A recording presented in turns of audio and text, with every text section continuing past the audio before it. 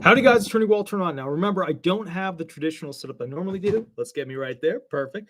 Now let's get right to it. This video in particular is going to show you something that I think is going to change your mind on how you look at the cost of living adjustment. Everybody knows it's too low. Everybody knows it doesn't follow the actual inflation amounts. Everybody knows that. The nonprofits have reported that, done the math on that. The numbers are shocking. But I thought about it. If we were to do a class action against the Social Security Administration to raise the cost of living adjustment, we would need to have more than just this little math here, little math there. We need to have a systemic view where they continuously ignored and then applied different principles to different people for that cost of living adjustment. What do I mean by that? Well, this is a video that is part of a series of videos that's going to specifically show you how the SSA recognized that it wasn't enough and applied a different standard to their own employees than you with your cost of living adjustment. And that is what is crucial for a very large class action lawsuit, right? To increase the COLA, right? To get your benefits up, not just a fourth stimulus, but to actually increase them to the point where they should be. They should be around double what they are right now, just from the 2000 forward math. Just from 2000 forward, not considering from the 1970s forward for SSI, 1950s forward for SSDI, 1930s forward for retirement, just from 2000 forward. That's how much F around and find out we've been seeing with this COLA from the government for that short period of time. Let's get into it. So this is basically a video about how the SSA doesn't even use their own COLA. They don't. So how do you check to see if the SSA actually follows its own outrageously low cost of living adjustment? Okay. Oh, but remember, please, guys, this helps me out immensely. Please like the video. If you like the video, it shoots it up in the views, and then basically more people get to see it and more people get to like it. And today, with this math, I'm going to earn the title that I have, the most viewed and subscribed to, and I hope loved disability attorney in the land. So here we go. That's the thing right there, and the thing about how to leave a 5-star. If you want to, you can. Let's get into it right now. All right, there's going to be some pain in the butt YouTuber sitting there cutting their toenails saying, wait, the Bureau of Labor and Statistics calculates the COLA, not the SSA, right?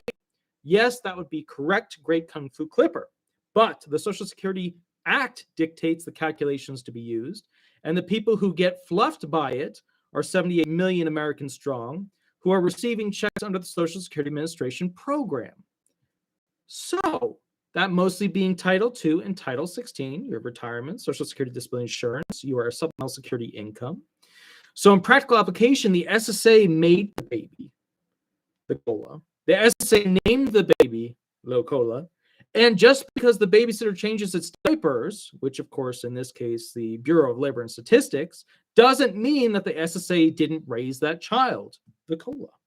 Okay, now back to what's important since the Kung Fu Clipper got me off track. Number one, does the SSA believe in and use their own COLA? Well, what they give you is one thing, right? I mean, you aren't their employees that need to keep from going and working somewhere else, okay? So remember, 1 in 8 employees at the SSA, say peace and later every year to the SSA. They quit. They don't want to be around it. So the real way to find out if the SSA is following their own COLA is to basically look at how much of a raise they give to their employees. Think about it. A raise is dictated by great work and inflation.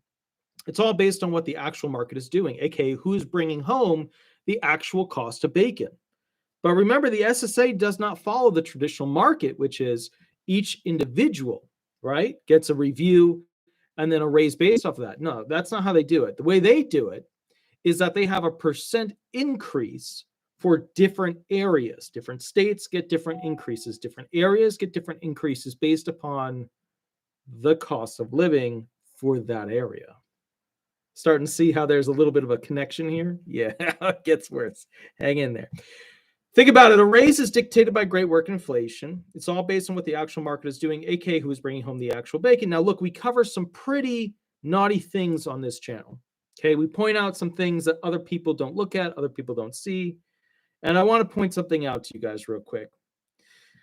When it comes down to this, okay, imagine different people at nonprofits that cover Social Security benefits, different senators, different House reps, different judges, even the commissioner of the SSA, I believe, has seen some of these videos. What I need you to understand is this. What I'm going to show you, and it took me a lot of time to go through all the math and basically figure it out. What I'm going to show you is that the SSA does not use COLA because their belief in it to retain employees on a year-to-year basis is that the COLA would not be enough to keep them. And the COLA is the cost of living increase, which is very similar and tied to the cost to keep an employee from year to year. Okay, look, consider this. The SSA needs to retain those employees. That dictates the actual worth of human work, which is dictated by society's willingness to pay them, which is dictated by the employees' needs to survive in the current market. So if we calculate what the increases are for their employees, which is public data, then we will know how much more per year the employees are making versus how much more you, the retired, disabled, and survivors are making. Catch my drift? It's pretty cool. This channel is going to be saucy today. It's going to go into some math that's going to go, ooh. All right, let's go into it. Okay, so let's set the table here. Here are the past 7 years of COLAs with the ice and bubbles, right? Okay, let's say we have to pick a type of employee. You could pick any type of employee, but realistically, you want a type of employee that they want to keep, that usually stays, that is educated, has a long, raise pool. Like we can see how many times they're going to get a raise, how much money they're going to get. We have to pick an employee or a position rather that's going to be consistent. So I picked Georgia administrative law judges. I did for a couple of reasons. A, Atlanta was at the top of the pile. It makes it easy for me to see where I'm going with it. And B, administrative law judges, they've got a long payroll kind of thing where you can see specifically what they're going to get at different levels. Now, a lot of administrative people do too, but I want to show you something real quick. Over here, we have specifically a graph showing where people are at with the SSA receiving payments. Now, different employees, your administrative types, all that jazz, they're all in here. This is hard to follow. This is very tough to follow because, it's all over the place. But the judges are all right here. They're all right in this area right here. They consistently live in that bubble, okay? They consistently exist right there. And we already know what kind of education they're likely to have. We already know what kind of experience they're likely to have. We already know what kind of pool they could jump into if they want to jump jobs. This is a good person to look at. All right, so let's look at the math real quick. These are the COLAs, the cost of living adjustments that you guys got, okay? These are the cost of living adjustments that you guys got. 2015, there was a 0% raise. 2016, there was a 0.3% raise. 2017, a 2% raise. 2018, a 2.8% raise. 2019, a 1.6% raise. 2020, a 1.3% raise. 2021, a 5.9% raise. 2022, an 8.7% raise. Okay, so you can see where all the epic fail inflation is going into. Okay, now if we look at essentially what these first year, remember, so this is the first year. If we look at essentially what the first year judges, so they sign up and they become a judge, and this is what they're making in their first year. Now remember, their pay schedule is over an 8-year period, but they get raises up to about the sixth year, and then at that point they've reached their cap. So 8 years. They go like this, and then they reach their cap, right? And their cap keeps going up every year, but they've reached the maximum that the administrative law judges can make. So when we look at this, we can't measure year 6 to 7 or 7 to 8. We've really got to measure the first year to the second year, and then the overall amount of years, right? Okay, cool. All right, so when we look at this, we have to look at what they would get hired at per year. Now, this is the first year. They get hired, and then this is not the actual, they got a, second year raise. This is as if they got hired over and over, Groundhog Day, for the first time at each new year. So 2015, they're getting higher for the first time. 2016, they're getting higher for the first time. Here are the numbers. 26,328 in 2015. So 1,026,328. 2016, 100,027. Wow, I said it wrong. My apologies. 2015, 126,328. 2016, 127,951. That was a 1.28% increase. Well, that's weird because, I mean, the COLA is around like a 0 to a 0.3 raise. So they only got a 1.2% increase. That's not that much. Okay, let's keep going. 2016, again, was 127,951. 2017, $130,477. Well, that was only a 1.97% increase. Huh, that's not that much. I mean, we went from a 0.3 to a 2.0. Okay, all right. So let's look at the next year. 2017 was 130,477. 2018 was 132,791 for Georgia Atlanta Social Security Administration law judge. Okay, so we look at that, the percent increase, we're looking at like a 1.77% increase. And what's happening is this person that we're just, person A, person B, person C, we line them up, judge 1, judge 2, judge 3. Each year that comes, we hire a new person. They're getting increases like 1.28, 1.97, 1.77, 1.77, 3.04, 0.96. They're getting very little raises here, which means the entrance amount to become an administrative law judge is particularly low. Interesting, right? Because if you want to retain these people, you got to pay them more. You got to get them on board. And let's call it like it is, something around $142,000 for an administrative law judge to start. That's not a whole lot of money for somebody with that kind of degree, that kind of experience, that kind of training. Now, here's where the math gets interesting. Here's where the math gets really interesting. All right, so let's say we now look at year 2. Like at this point, they have now essentially stayed for a whole year. Well, the SSA pays quite the increase for the person who stays for the next year of doing that job. So the numbers were 126,000, now boosted to 135,000 for 2015. 2016, 127,000 to 137,000. 2017, 130,000 to 140,000. They keep going up around $10,000 to $11,000 for that next year that person stays on. Big increase, big increase. Now, if we look at essentially the increases by year that these judges are getting, the math becomes very clear. There's no magic here. The math is extremely clear. From 2015 up to 2021, right? Because they haven't put the 2022 figure out for that specifically yet.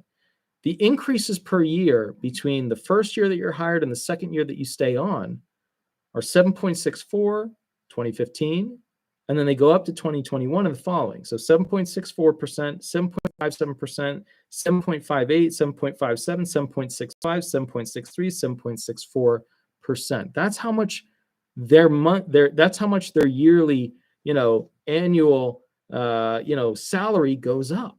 It goes up 7.6%. Now you're probably sitting there thinking, hey, wait a minute. They're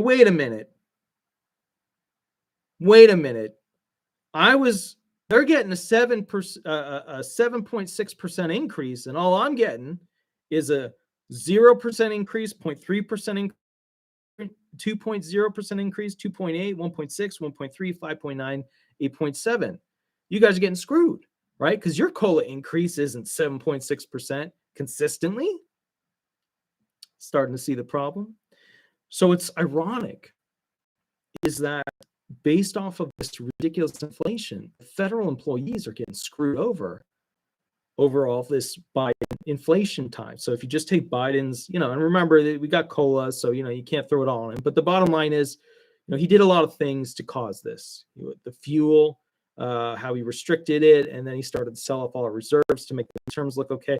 He's doing a lot of things that he brought this on himself. That there's no, like, if you're sitting in the Biden camp where you're like, he did nothing wrong, then you got to turn any channel on other than CNN. Any channel.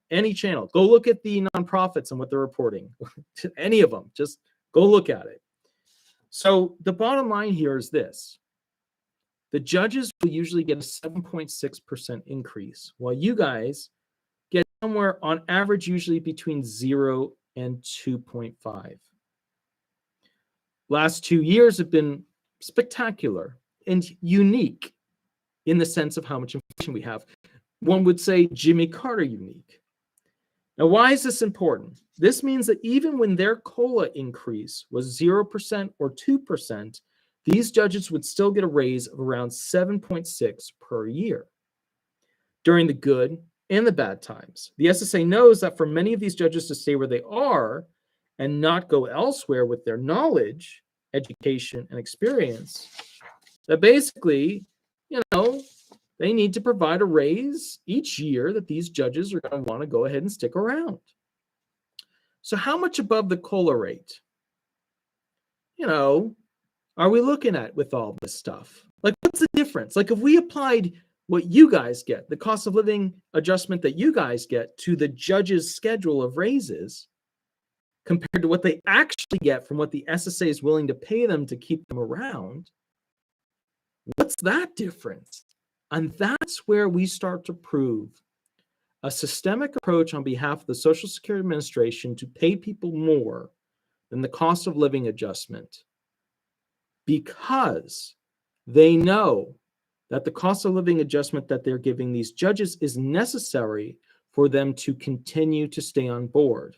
Whereas you guys are stuck with whatever they give you and how they change the calculations for your cost of living adjustment.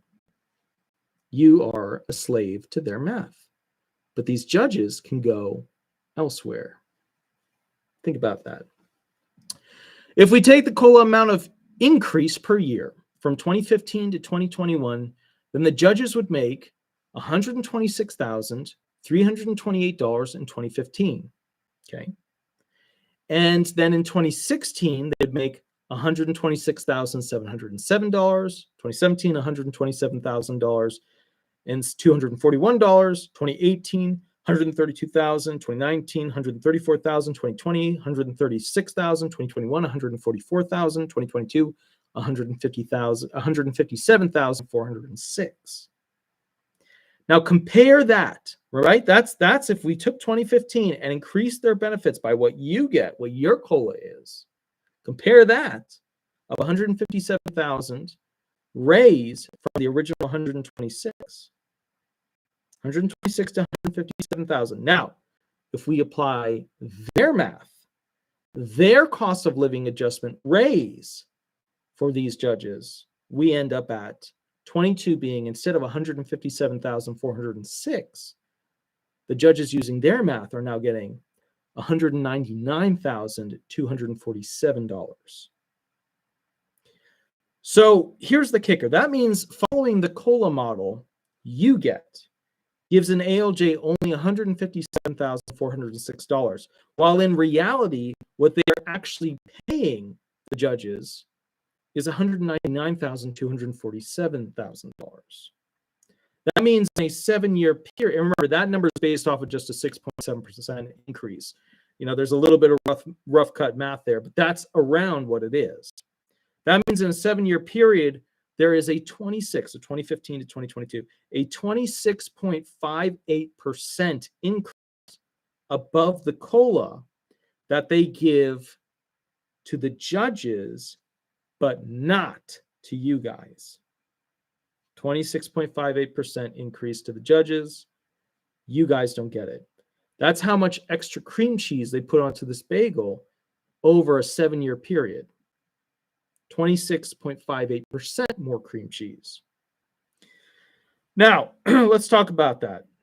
This means the ALJs lost money in 2022 compared to how horrible the inflation is, but have made money significantly each year other than that based upon the COLA numbers that they actually came out with. Now, if we take the general math numbers of you guys losing about 50% of your benefits worth over the past 22 to 23 years, so we're talking like 1999 to 2000 to the current, that means that your benefits should literally be double what they were around, today compared to what they were around 1999 to 2000. Or put another way, your benefits should have kept up with what the raises were for the federal employees. Well, think about that.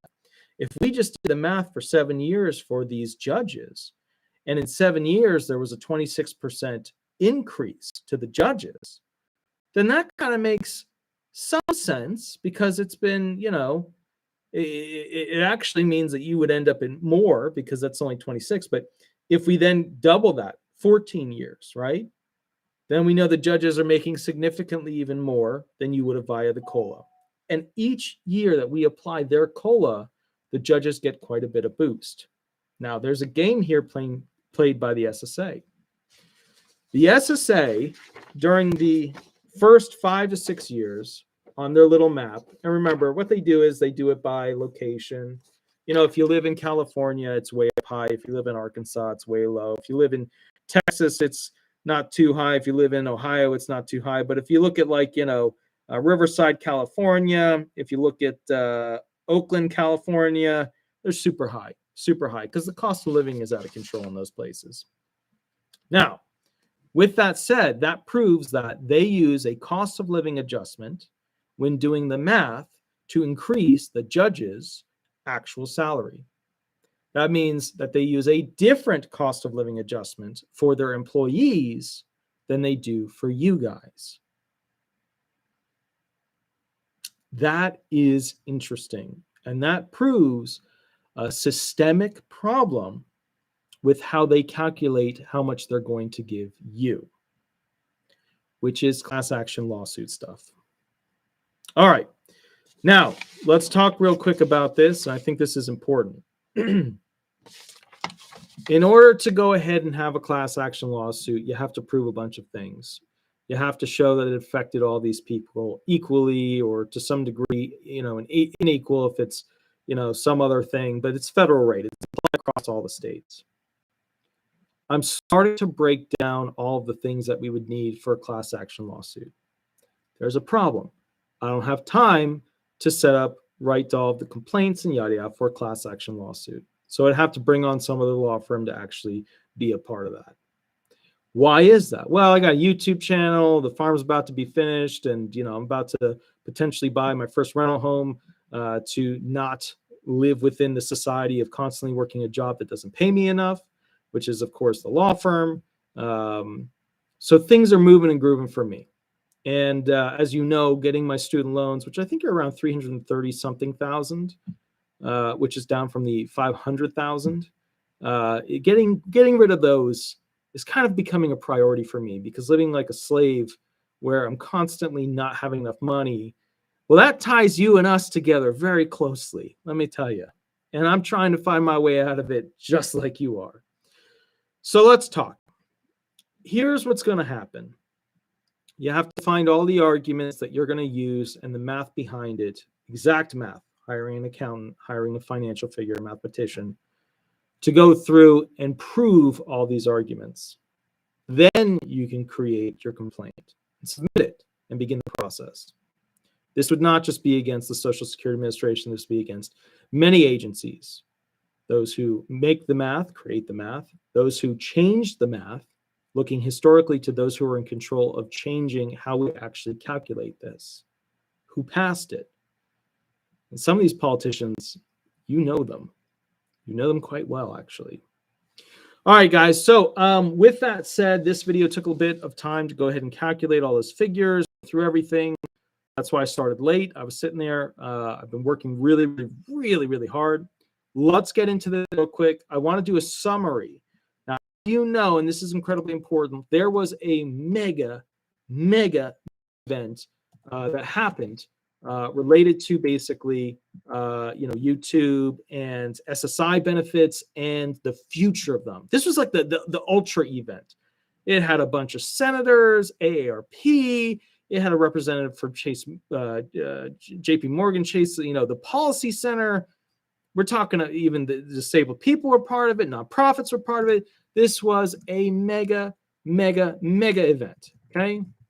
Now, I'm going to tell you something about this. This program, just so you know, it was called SSI at 50, the safety net Congress forgot. I watched it, okay? I watched it today. I went through the details. I listened to the details. It streamed 7 hours ago. It had the biggest, hugest names relating to increases for SSI. Okay, we're talking about specifically Senator Brown and the other senators, etc. Now, this video was put on by the Century Foundation. There were some problems that occurred with the production of this. Number one, it was set up through Eventbrite.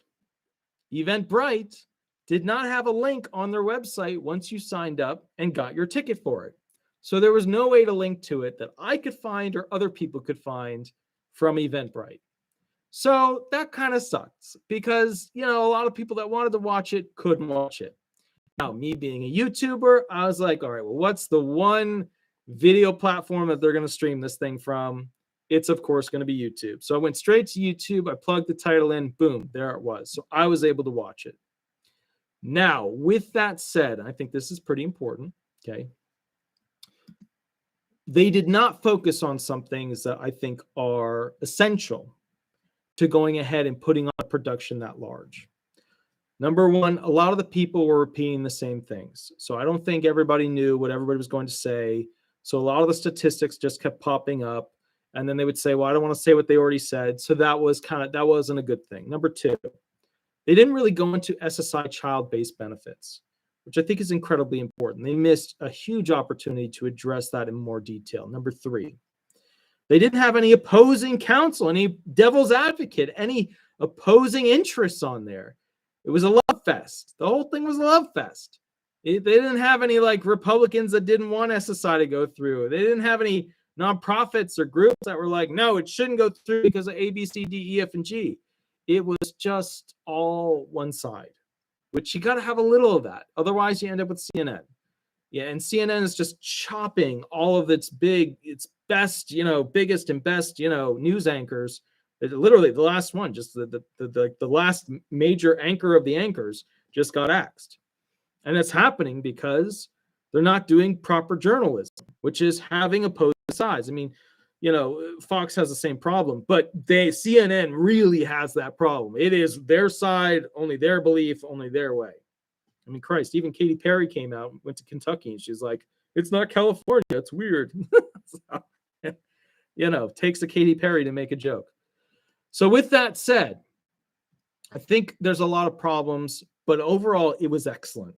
Overall, I was like 5 out of 5 stars for them. They did an amazing job. I was really, really happy. Now, aside from the fact that people couldn't find it, which is never good for a video, I need you to understand this. The Century Foundation put it on.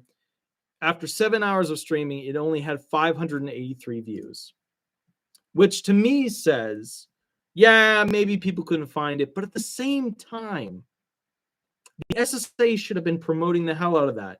The 3 senators should have been promoting the hell out of that. AARP should have been promoting the hell out of that. JP Morgan Chase Policy Center should have been promoting the hell out of that. The only person who really promoted the hell out of that, just so you guys know, out of every single person in the industry, and we're talking about somebody who didn't have to, but felt a need to because he felt tied to it, because he wanted it to succeed, was yours truly. The video I made about just that video about the most important event for SSI being tomorrow has 17,400 views. They should have just hired me to talk about it, and we would have gone a lot farther. And here's my problem with, and I would have done it for, obviously, you don't have to pay me. Just when is the date? What's going on? Nobody reached out to me. In fact, the reason I found out was that somebody told me, and then like a week later, somebody else told me, like, oh crap, I got to go do a thing on this.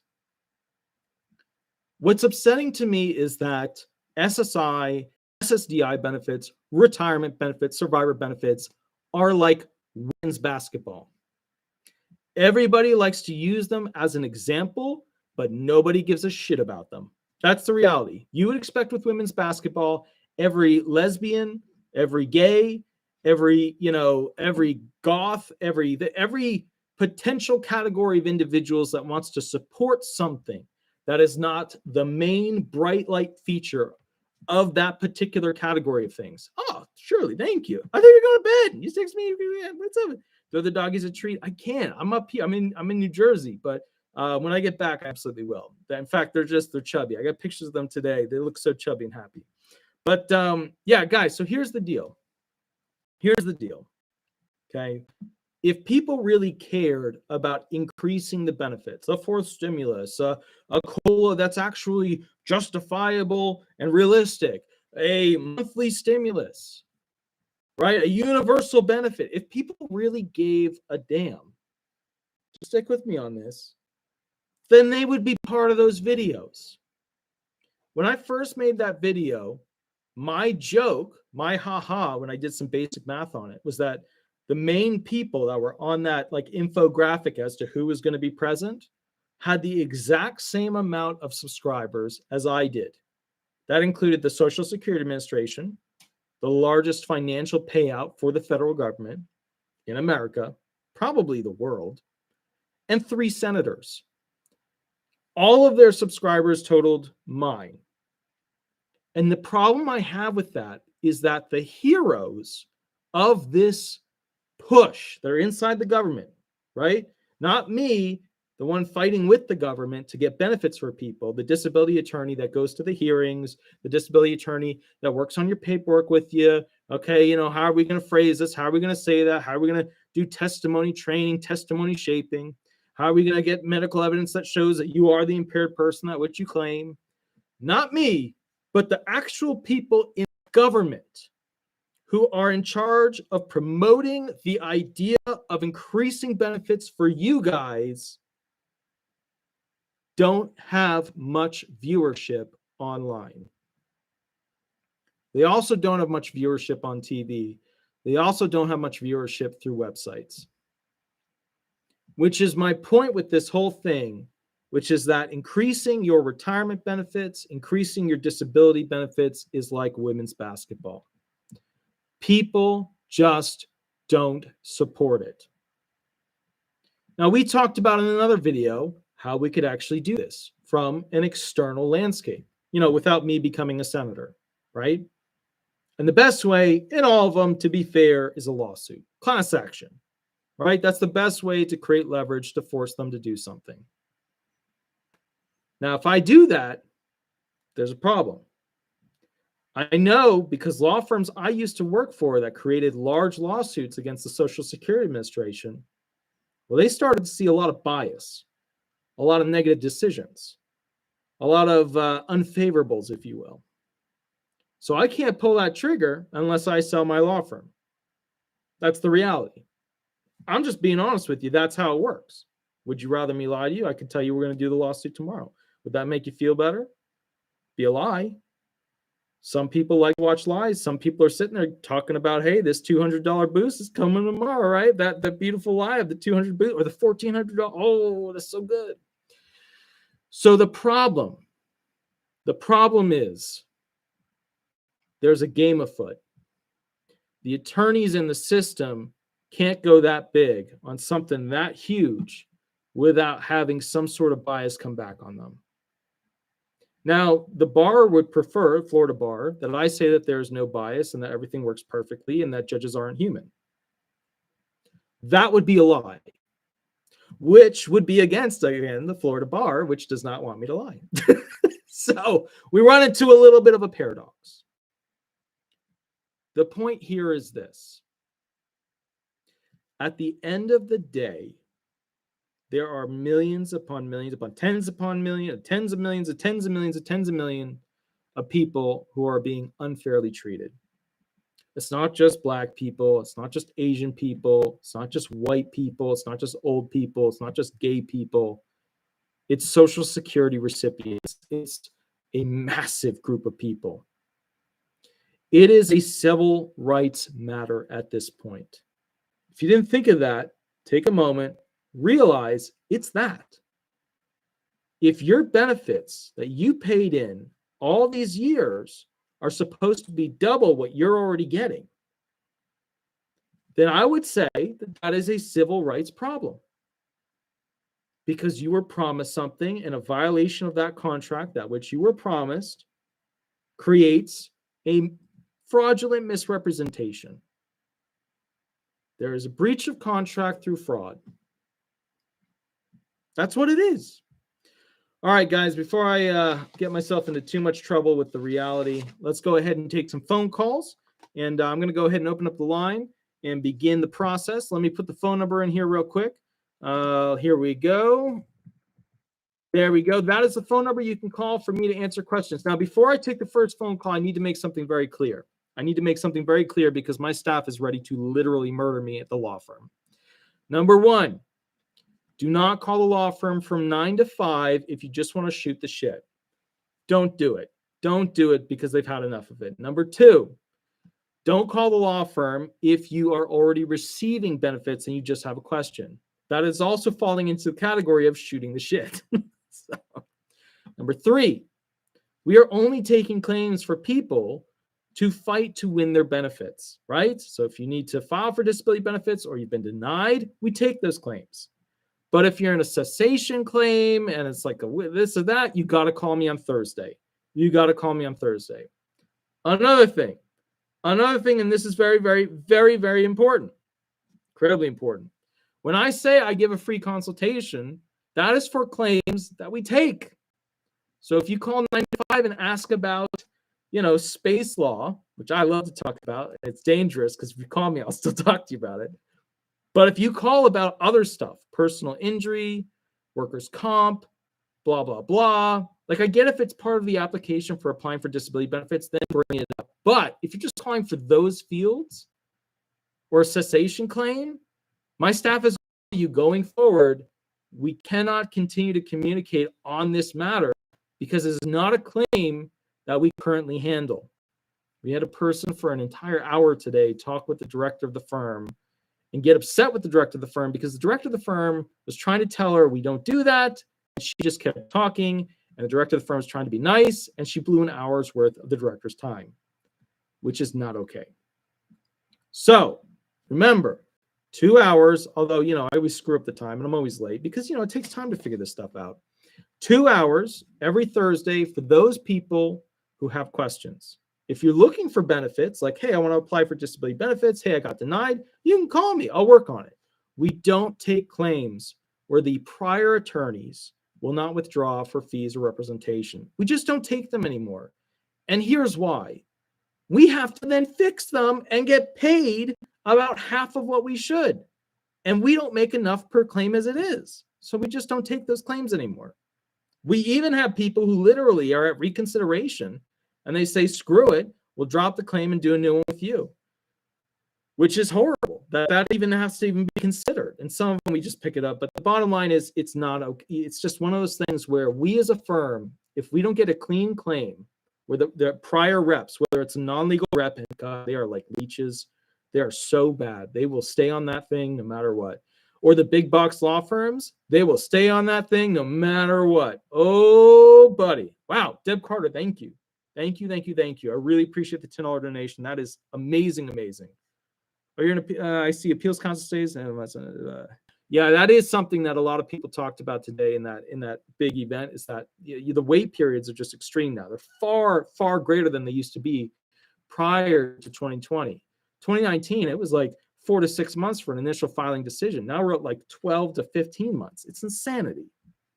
All right, so now that we've covered those things, very important. Remember, I want to apply for benefits. I want to appeal. You can call me during the 9 to 5. But other than that, and here's the reason why the staff is ready to literally murder me. Other than that, Thursdays, 8 to 10 p.m. All right, I'm going to put the phone number in there again, and I'll go ahead and take questions, and we'll begin the process. So anybody that wants to call in and ask questions or run hearing questions, nobody ever calls in to run hearing questions, and that upsets me because then I don't get to have fun. But all right, here's the first call. Let's go through it. All right. Remember to use a fake name throughout this process. We are live on YouTube. My name is Attorney Walter Rudolph Hnot III. How can I help you? Hello. Howdy. My name is Edward. And I just had a quick question, if you don't mind. I called up a number of months ago. Sure. I had a problem with my Social Security. Sure. My family opened up a business in my name and helped me because I was disabled.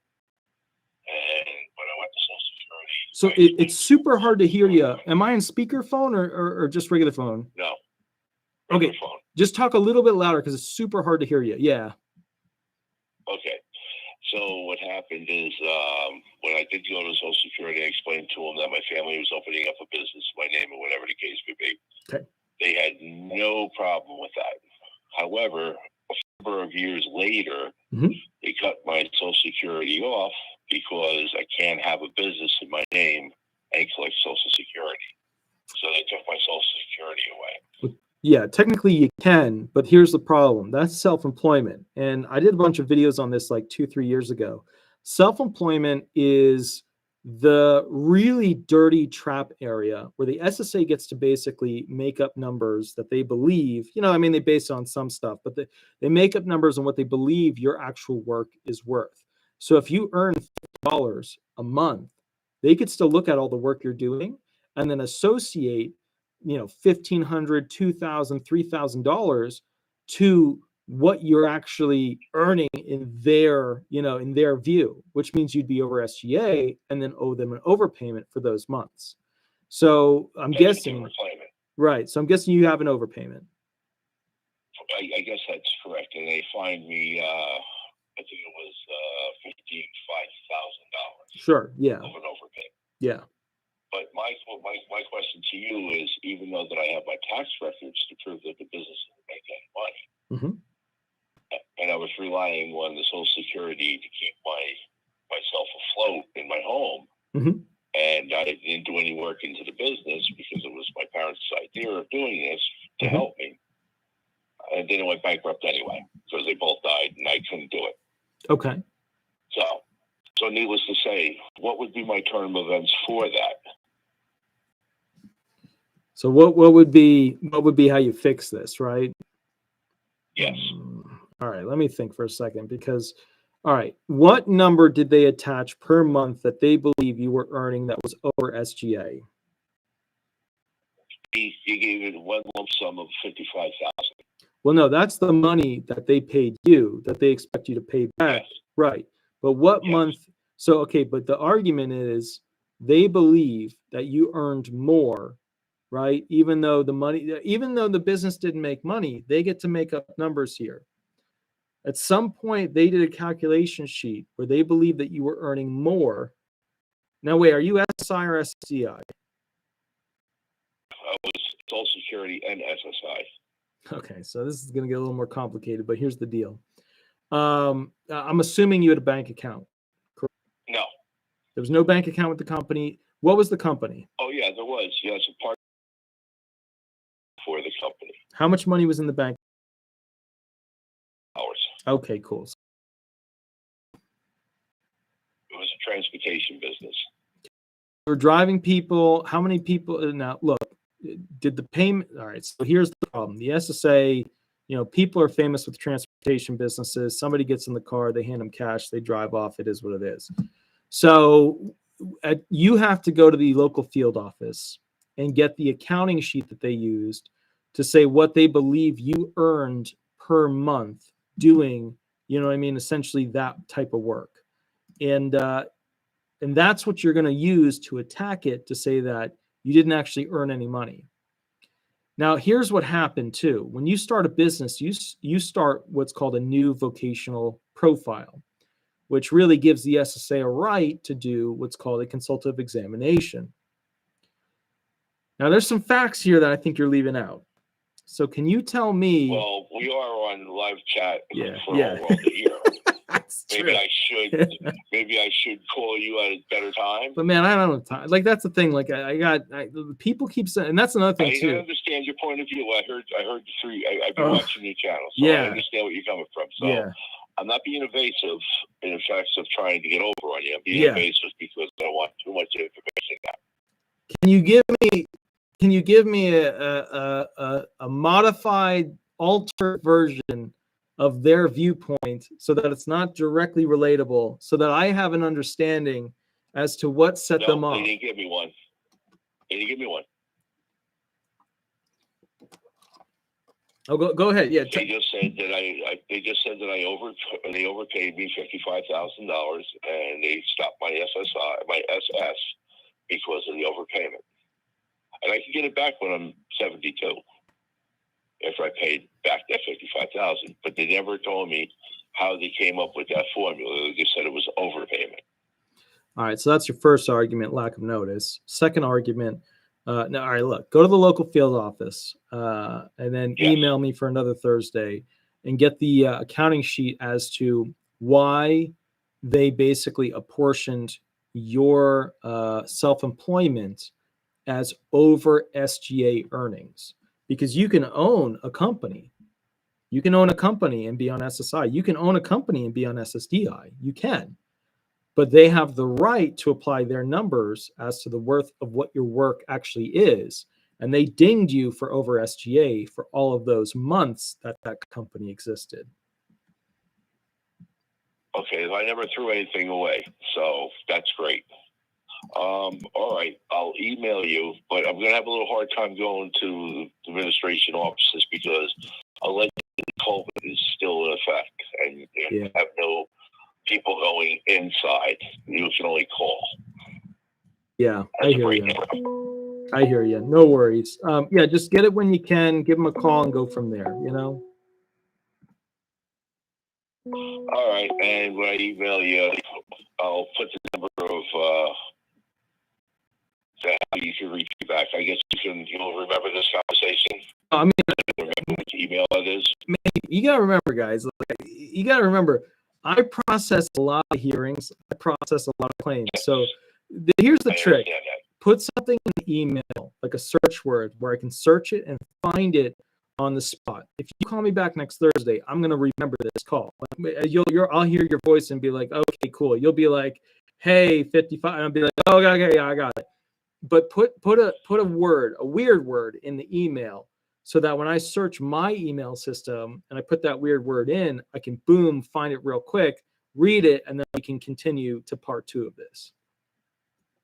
Okay, I'll put down a number. Oh no, don't put down a number because my email is filled now. Like everybody, people send me accounting stuff and sheets and financials. Put down like, like somebody put in here only 55K, holy cow. And then I responded, it is a pope of a cow. So if you put in pope of a cow, like the holy pope, that would be a good search phrase that I would never see in my email, but for your situation. So yeah. Okay, cool. I really thank you for taking the time out to talk to me. Perfect, good sir. I will catch you next week. Have a wonderful, wonderful day. Thank you. Thank you, good sir. Bye-bye. Okay, guys, so here's the deal. And 55K is actually not, I've seen it worse. I've seen it over 100,000. It's a big number, but remember, it's probably not an accurate number. All right, let me go to the next call real quick and get this ball rolling. Here we go. Let me get this. Okay, now we're going to put it on speaker. Very good. Oh, it's off speaker. Now it's on speaker. Okay, cool. Let's get this phone ringing. Let's get the next call coming in. Here we go. Hi, this is Attorney Walter Hnot. We are live on YouTube. Remember to use a fake name. Would you like me to answer a specific question, or would you like me to run hearing questions with you? A specific question. Perfect. How can I help you? Yeah, this is Catalea. I have a sister. Mm-hmm. She's 64. She just turned 64. She lives in Texas.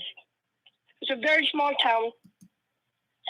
The wage has been done over 7-something. She worked 47 years steady. And she tried to file for a retirement, and they told her to your 70. They just simply denied her. Wait, run me the phone. Yeah, the phone cut in and out there. One more time. I'm sorry. I said, in Texas, she has 14 years nonstop. It's cutting She out. turned six. Am I on speaker or like the regular one? No, Okay. no. Maybe. I think I have better reception. Is there a Okay, better once again. spot to stand? Yeah. Okay. My sister lives in Texas, Got it. and she just turned 64. Got it. She has worked 47 years straight, nonstop.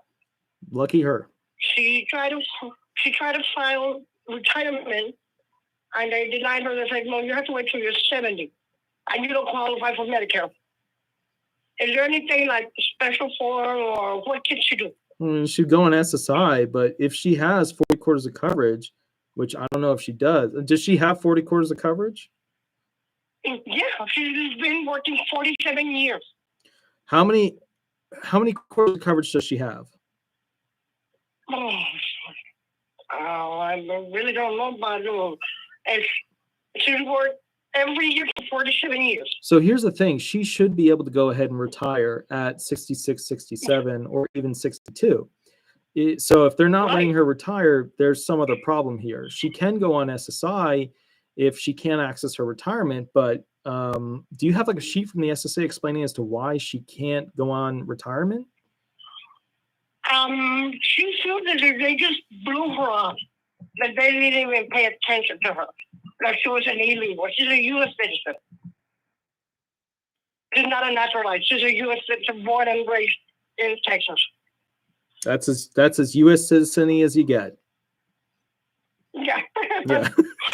But the thing here is because she don't talk English, and it's a very small town that they say, "Te vas a la corte, West Street, don't block it, text next," which is not a language.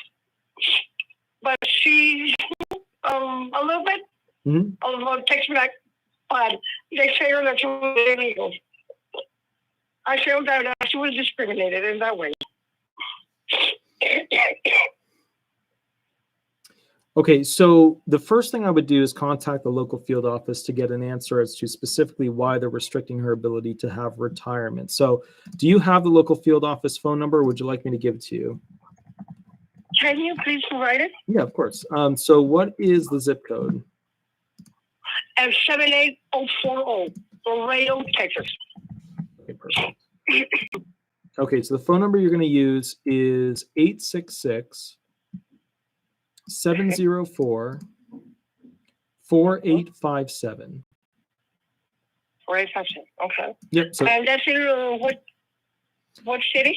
that is based in Laredo, Texas. Oh, really? Okay. Perfect. Give them a All call right. and ask them specifically why they're restricting her. And if you get a weird answer, ask for a supervisor, and then ask for the supervisor to Right. send something in writing. Right, that's what I told her. I said, don't go yet, I'll go online. I'll go on the 800, Social Security, try to find some benefits there. She said, can I do it? I said, yeah, of course. Yeah, she can go in retirement for sure. She can go in retirement as a 62 years old. If she's worked that long, That's what I has a told her. 40s. She said, but they told me 70. I said, no. I said, you can retire at 70, so that's early retirement. You're entitled to 7% of the wages. Yeah. When you reach 70, you get full retirement. Yeah. I said, what about the Medicare? Because they told me I wasn't allowed to get Medicare. Oh, it's 24 months after you get, yeah. So there's some rules in there that restrict the timeline, but bottom line is you can get Medicare. Yeah, it's attached to that. So, but you can find out the date when you're going to get Medicare too if you call that same phone number. Correct. Okay. I have another question.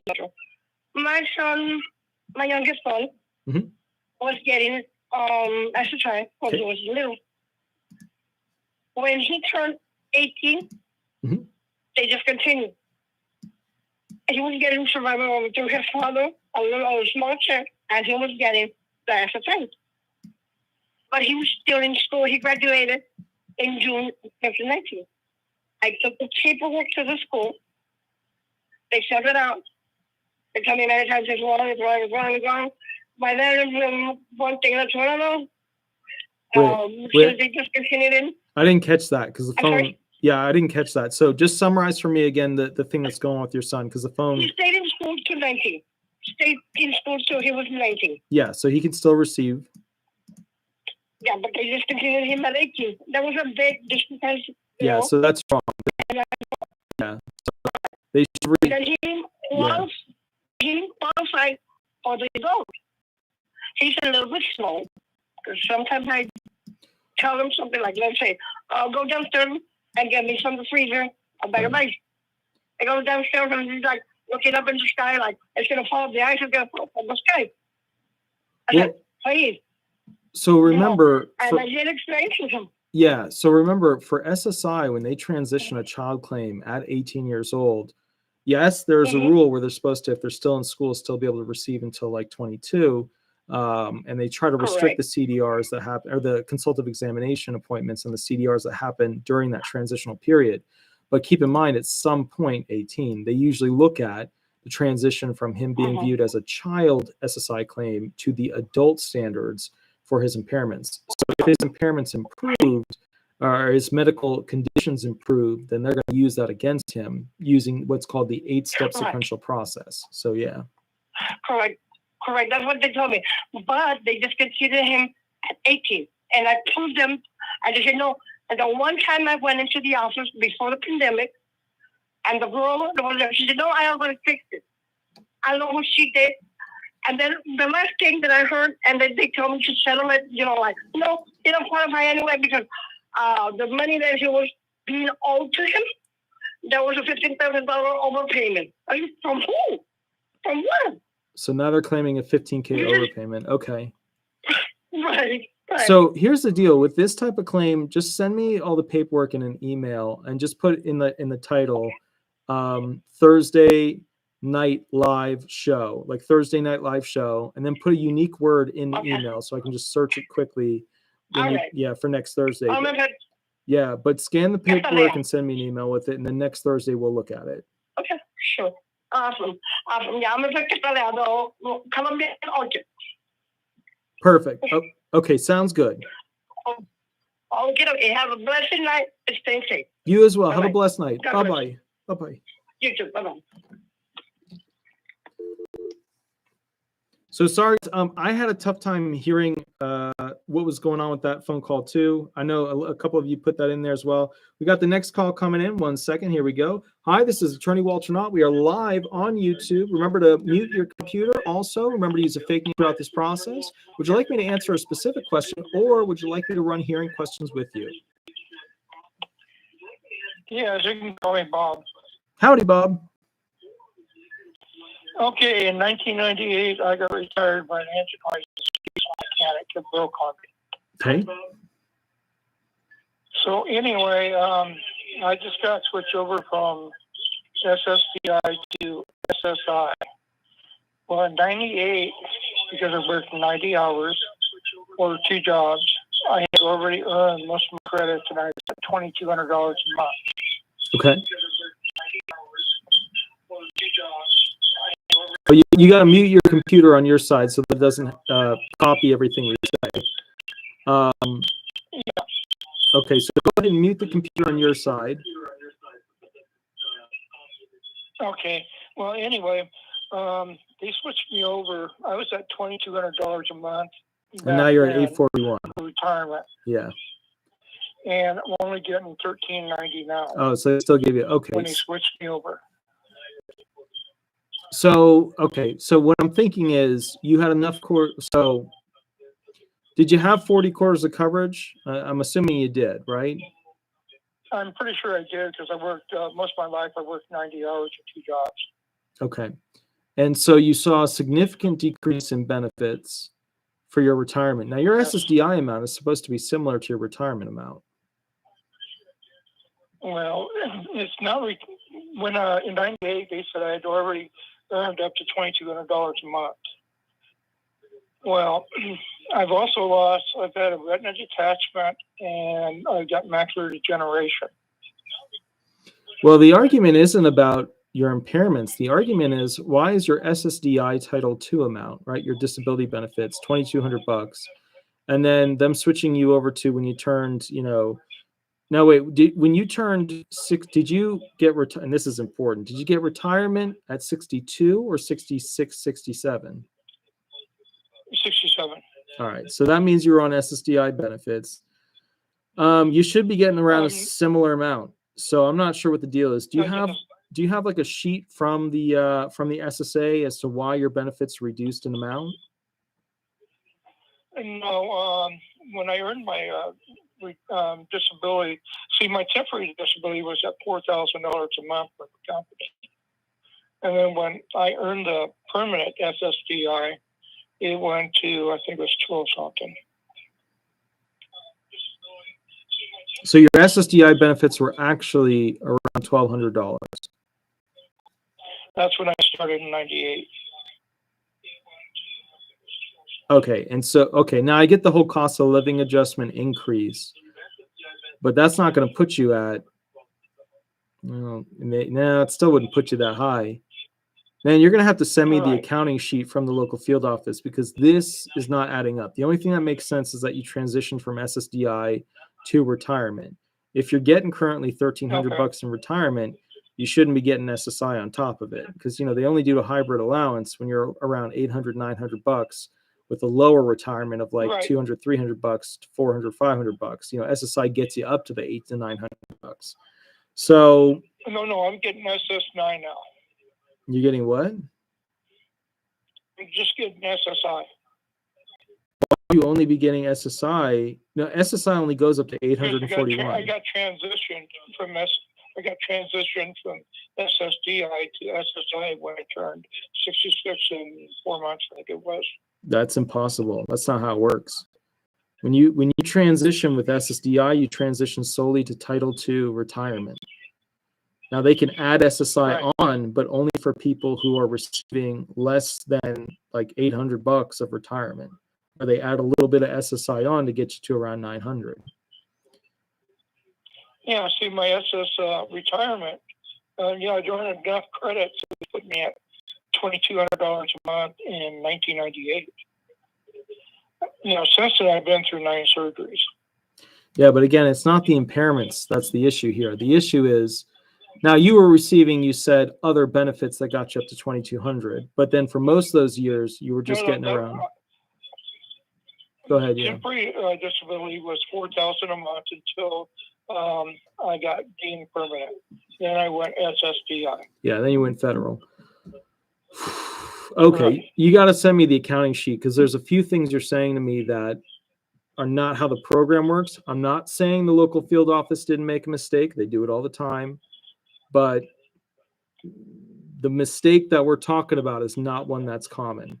So can you contact the local field office and ask them for an accounting sheet for what your benefits have been, you know, year after year? Yes.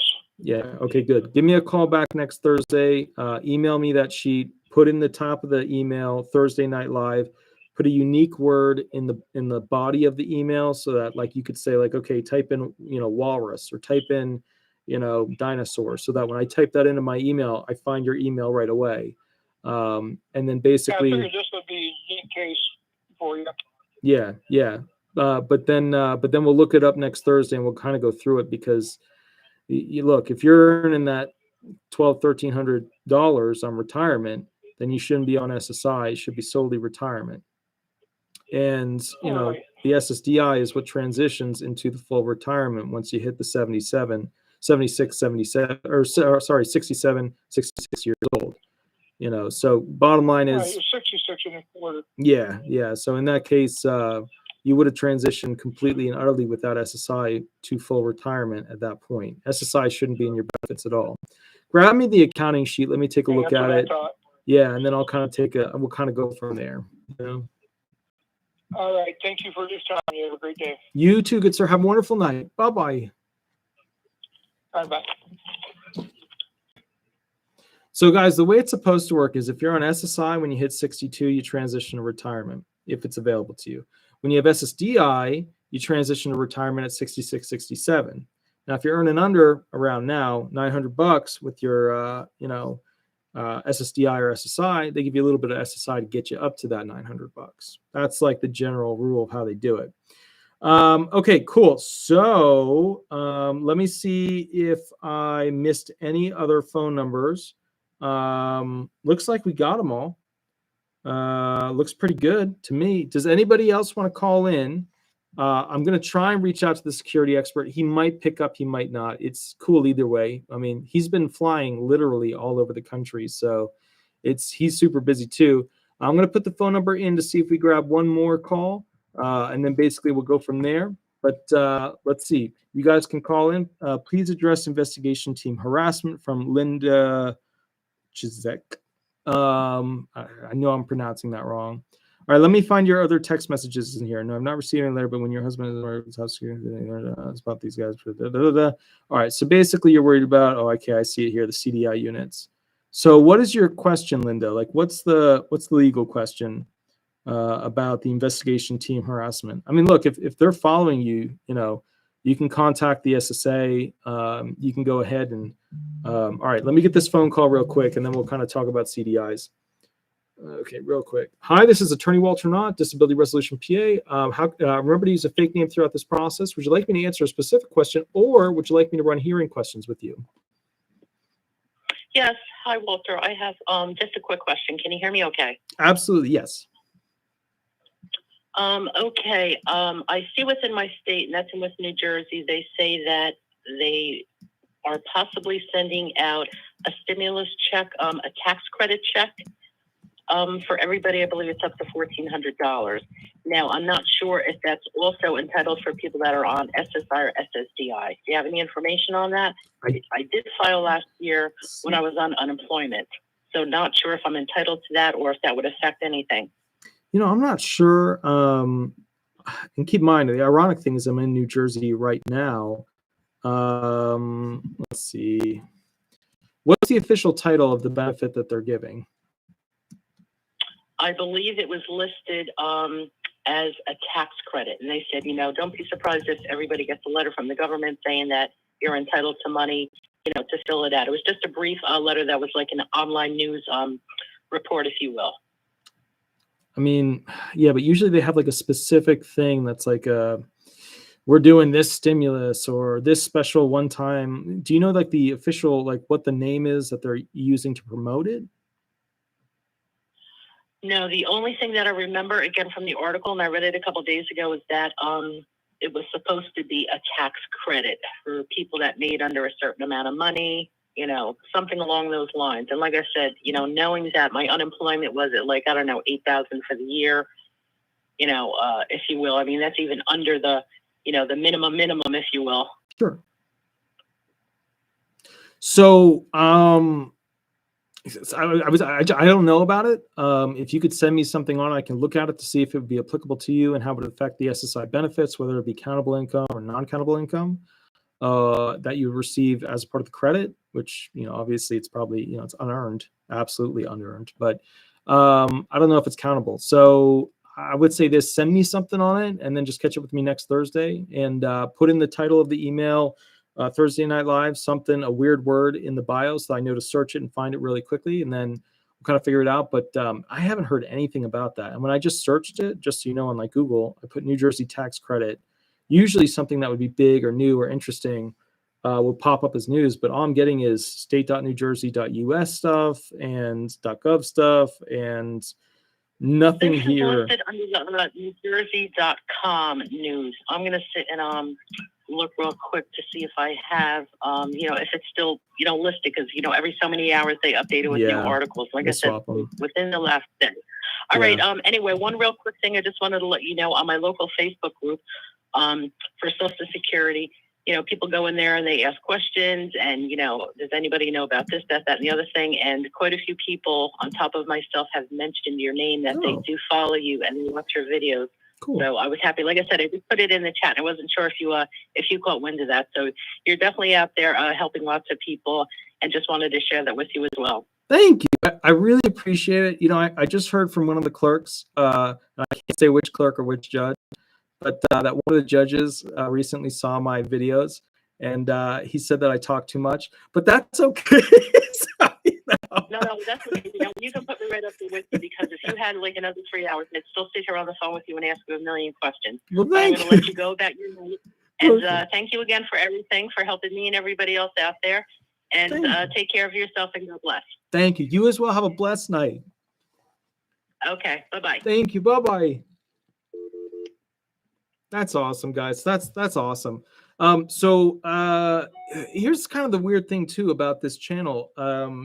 When I go to on my flight up here, somebody recognized me, and I wasn't wearing like fancy clothing, but then again, I don't wear fancy clothing for these videos. But it is interesting to like, okay, so and another thing too. So if we go back to that video, right, that was the video about SSI at 50 because it turned 50 years old, and then basically forgotten program.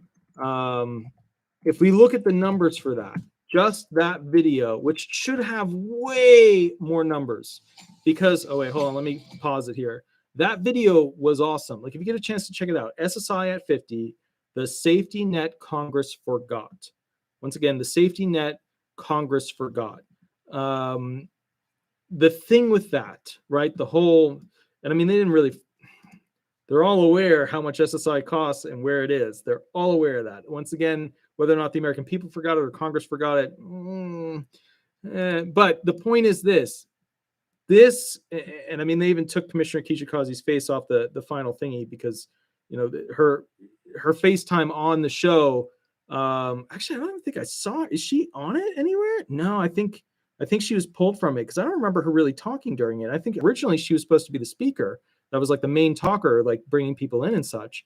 So anyways, they pulled her off it. I think, did they change the name of it? That I forgot. I think it was originally the Safety Net America forgot, but now it's Congress forgot. Maybe it was Congress forgot. I forget. But anyway, the point here is that this was a really great video. 592 views with 3 senators and a ton of other people. I mean, it should have had way more. Just so you guys know what we're doing right now, like how many views we've had, and keep in mind that video has been out for 9 hours. Mega senators, mega House reps, all that stuff. Just so you guys know, this is basically where we're at right now with this video. Here, I'll copy and paste it over. We are at that's our views, and that's our current view and our current viewers. So there's been 1,384 views and 276 viewers. Like right now, live right now. Makes sense. I would be more relevant, or I'd be more viewed than all these senators and all these other huge policies. To me, it's just crazy. It's just craziness. So now, there was another thing I want to go into real quick before I try to call the security advisor for this channel. There's a person who put in here something that I thought was really important for me to read. I'm going to see if I can find it. If I can, it's okay. We'll move on. But what they put was, let me see if I can find it. Hold on. Here it is. And in mind, in respect, we should be grateful for what the SSA are doing. Most countries, they do not have SSA. SSI, again, every government assistance, let us welcome it. I'm living in new brand condo building. She then wrote, without the assistance of the government, I do not know where I will be. My thing is this. We should be respectful and we should be happy, but we should also know our history. And our history dictates that the benefits should be more than twice of what you're currently receiving. The history shows a continuous repetitive conduct on behalf of the SSA and other federal agencies that actually calculate the cost of living adjustment, that they're changing the math and the numbers are getting lower, and you, as a result of that, are getting less per year. Should we be respectful? Of course. Should we question it every single day? This is money you paid in. This is money you are owed. This is not something that's just fluffy fluff made up. This is something where you are not getting what you're supposed to get. Okay? And of course, a disability attorney is going to point that out because that's the field I'm in. That's what I'm part of. Okay? And let's be realistic here. This channel grew and became something different because instead of me just reading to you guys what the law was, I myself went through a personal transformation where I said, wait a minute. Why is this like this? And then I started to bitch about it. And I started to complain about it respectfully. But I started to. And as a result of that, I started to point things out. And people went, hey, you're right. The hell is this? Why isn't it working like this? That's what happened. I got very close. I cuddled the system. And then I realized it was not cuddling me back in a fashion that should. All right, let's get right now. I'm going to try and reach out to the security advisor. I think it's important. Let's see what's going on and then kind of go from there. All right, hold on. All right, let's see what we got. Let me see if I can reach out to him real quick. I'm going to see if we can get him. If we can't, understand, he flies all over the place. So, you know, just realize sometimes we can get him, sometimes we can't. But he's been right about everything.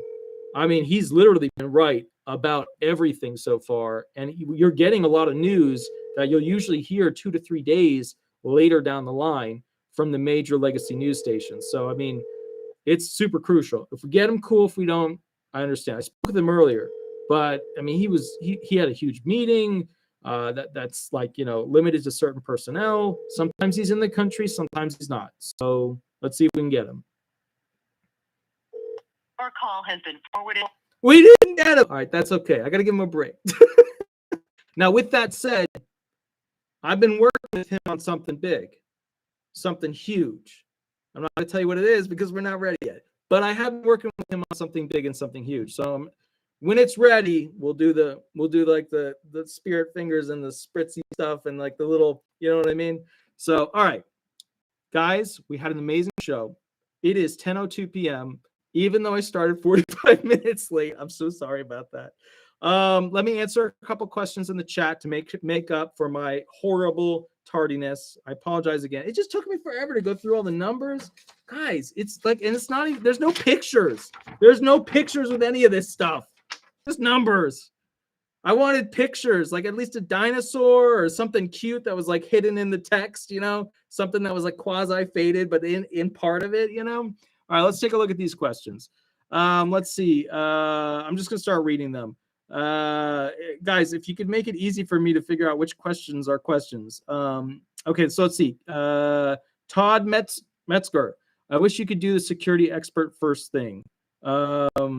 Yeah, I mean, we could. Well, here's the thing, and I'm not going to go big into it, but you guys are actually going to get to see a much bigger part of that, not really having to do with this channel. And I'm not going to say anything more because I'm not supposed to, but you guys are going to be seeing something much larger when it comes to that stuff because he has access to information that I don't. It's my field. Like, you know how you guys get access to stuff? He has access to other stuff. And I'm not saying anything more than that. All right, next thing. All right. Okay, let's see. We U.S. citizens who have been born here and have lived here all of our, okay, our own system. True. Let's see, boxers or briefs from Peggy. Actually, it's a combination. Next one, Joe Grizzly. I want Oreo ice cream. Well done, sir. That is a good question. Linda, let's see. Rights do disabled Americans have against government crossing the line regarding the constitutional rights to life, liberty, and the pursuit of happiness? Yeah, that's the civil problem. Like, at what point do they restrict us? And think about that. And Linda actually, I mean, it wasn't perfect. It wasn't a perfect wording, but Linda's right.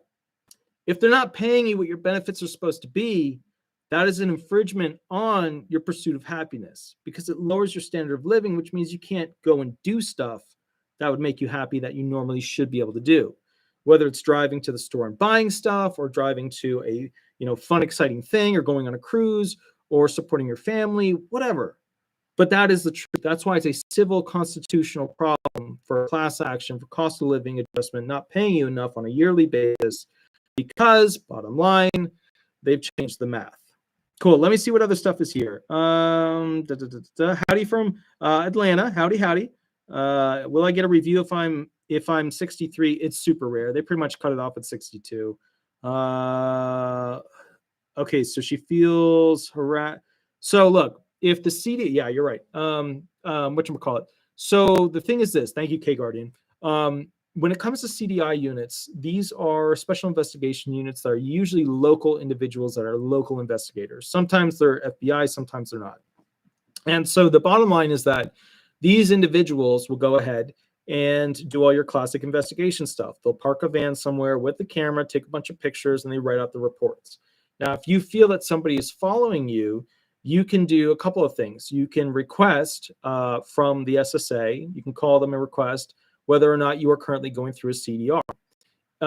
You can also call the Department of Justice and ask them if there are any units currently doing an investigation on you. You know, that's just something you can do.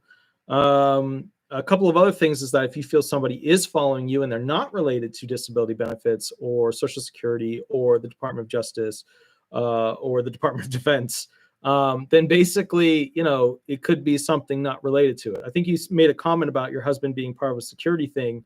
I mean, not to press as to, you know what I mean? Like, you know, but if your husband is part of the security industry, the military industry, the arms industry, if he's part of that, then you could be essentially being reviewed or seen or followed as a result of his connection to that industry.